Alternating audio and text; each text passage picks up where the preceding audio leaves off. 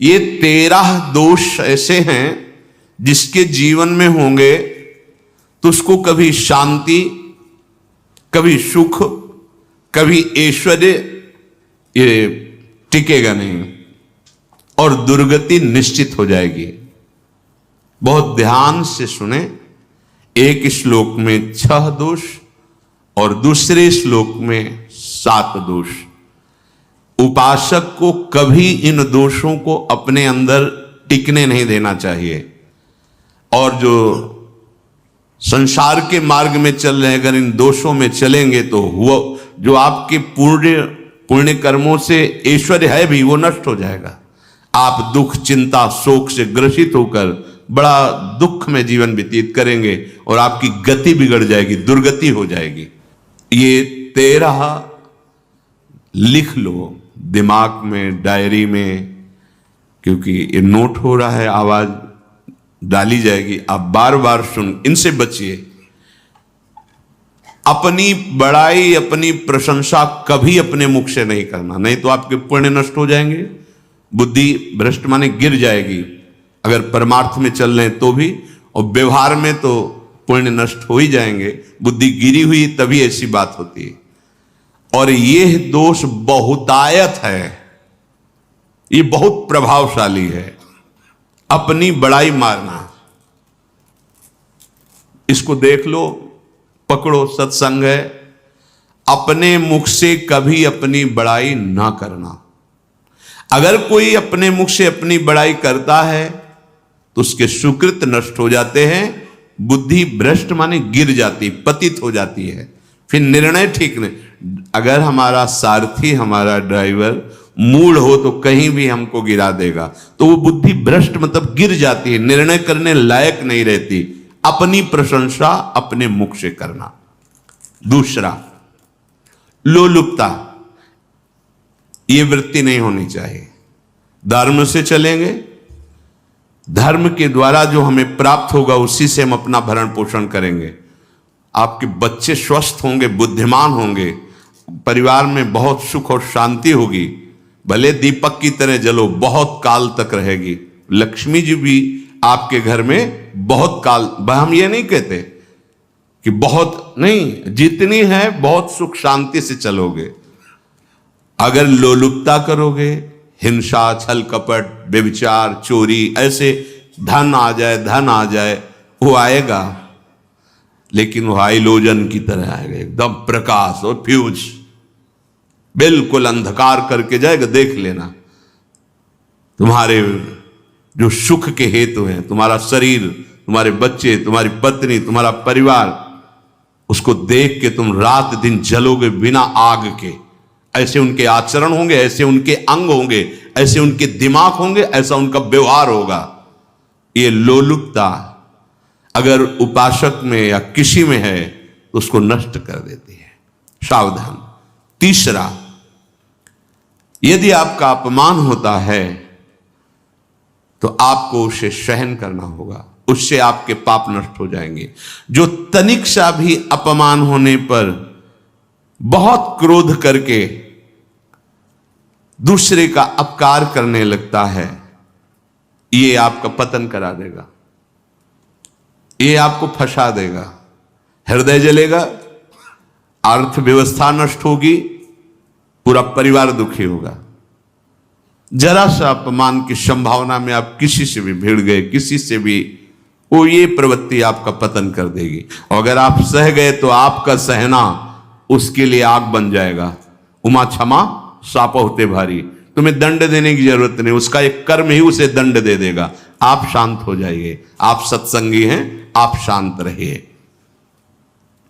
चौथा, निरंतर क्रोध और उसका चिंतन।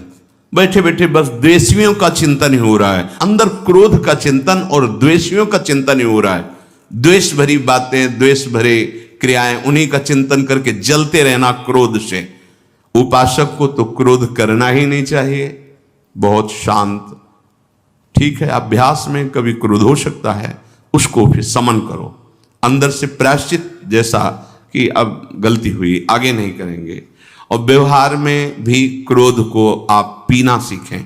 अगर बार बार आपका क्रोध प्रकट होता ही रहेगा, आपका स्वभाव बिगड़ जाएगा, आपके पुण्य नष्ट हो जाएंगे और आपका जीवन नष्ट हो जाएगा। देने वाला उतना दे देगा आपको, आनंदित रहो। पैसा खर्चा, सब पूरे जीवन का विध्वंस मचा दिया क्रोध ने। कहीं भी आप देखो, किसी से क्रोध करके देखो, फिर देखो तुम्हारा भजन चल रहा है, तुम्हारी वो आनंद वृत्ति है नहीं, जलोगे और वो जलन और गुस्सा दिलाएगी और वो बैठे बैठे जलोगे नहीं। ये क्रोध जो है, ये चाहे व्यवहार में हो चाहे परमार्थ में, दोनों की हानि करने वाला है। और आश्रित जनों की रक्षा ना करना। अगर कोई भाग कर आपके पास आ गया है, कोई पशु पक्षी या कोई मनुष्य, आपको चाहिए कि अब चाहे हमारे पहले प्राण जाएं, उसकी रक्षा करेंगे। सीवी जैसे तो कोई बिरले ही होते हैं, पर इतना जरूर ध्यान रहे, जैसे कोई पशु पक्षी किसी भय से आपके सीमा के अंतर्गत आ गया है, अब उसकी रक्षा करनी है आपको। अगर आप स्वयं मार देते हैं या मरवा देते हैं, ये आपके सुकृत नष्ट कर देगा, यह आपकी दुर्गति का कारण बन जाएगा। और जो पाप कर्म उत्साहित होकर करते हैं, उपासक को तो बहुत सावधान रहना चाहिए, पर व्यवहार में भी जो नहीं करना चाहिए, अगर वो पाप कर्म आपके द्वारा मन में प्रेरित हो रहे हैं, संकल्प बन रहा है, क्रियाएं हो रही, दुर्गति पक्की, पुण्य नष्ट हो जाएंगे, दुख अशांति बढ़ती चली जाएगी, कभी शांति नहीं प्राप्त कर पाएंगे। ऐसा नहीं कि जो मन में आवे सो करें। पापाचरण निडर और उत्साहित होकर करना, अगर ऐसे लक्षण है, निश्चित दुर्गति होती है।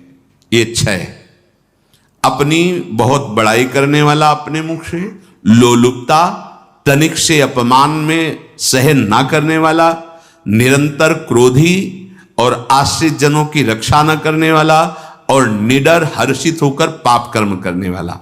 दूसरे श्लोक में 7 है, 6 7।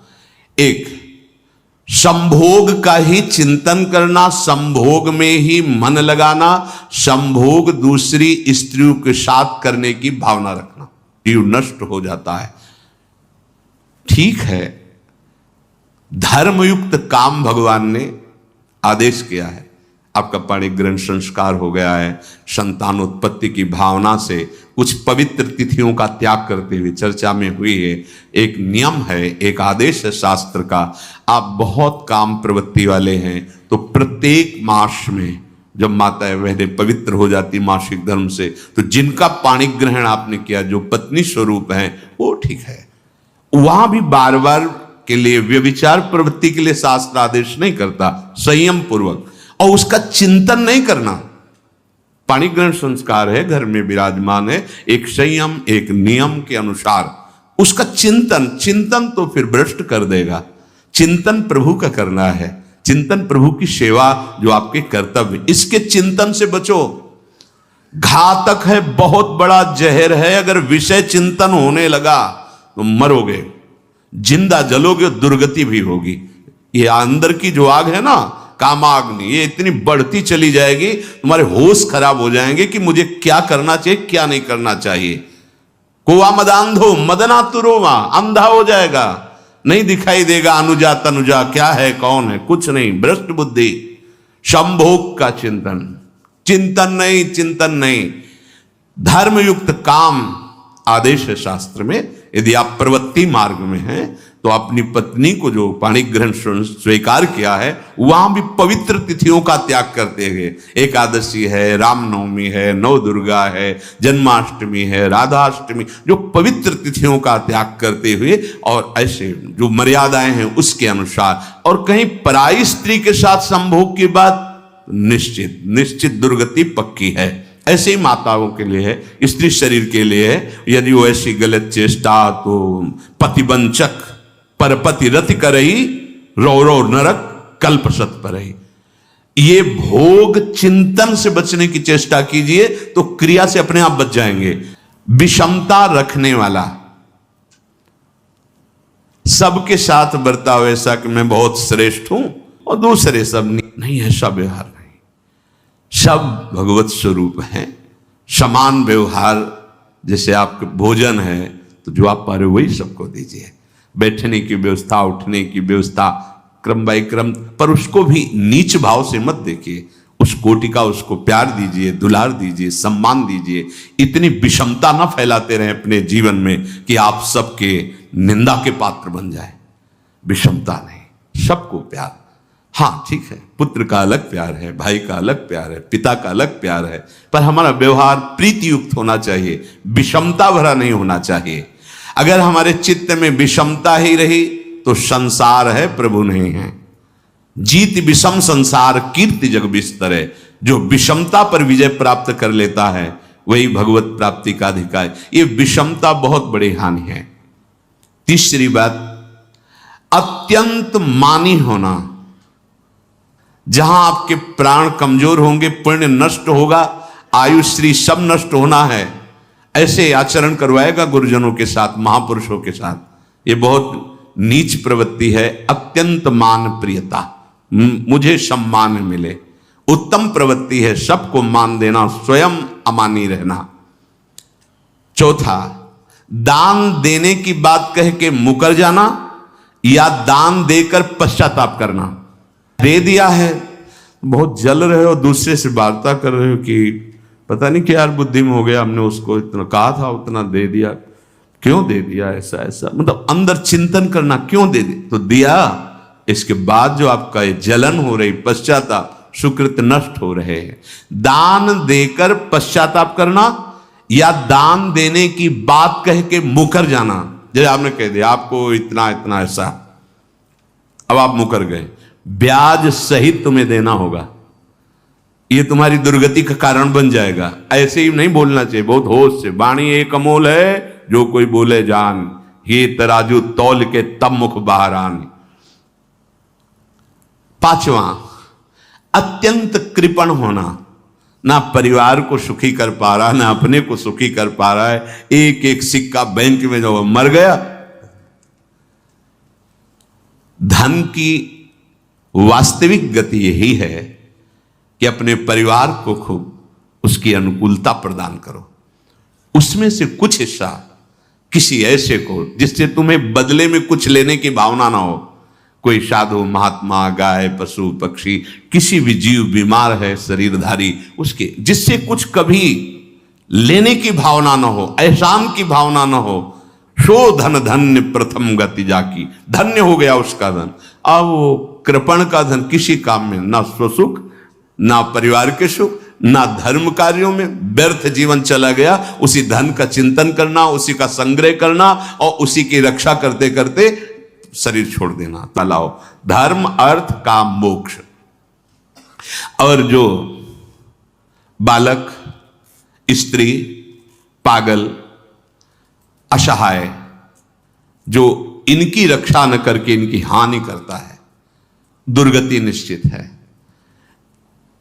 माना आपकी पत्नी है, उसका स्वभाव बिगड़ा हुआ है, क्रोधी है, कटु वचन बोल, लेकिन आपके ही प्रारब्ध के लिए। माना आपका पति ऐसा स्वभाव वाला है, पर आपके ही प्रारब्ध से तो संयोग बना है आकर, अब इसका निर्वाह कर ले जाओ तो पवित्र हो जाओगे दोनों।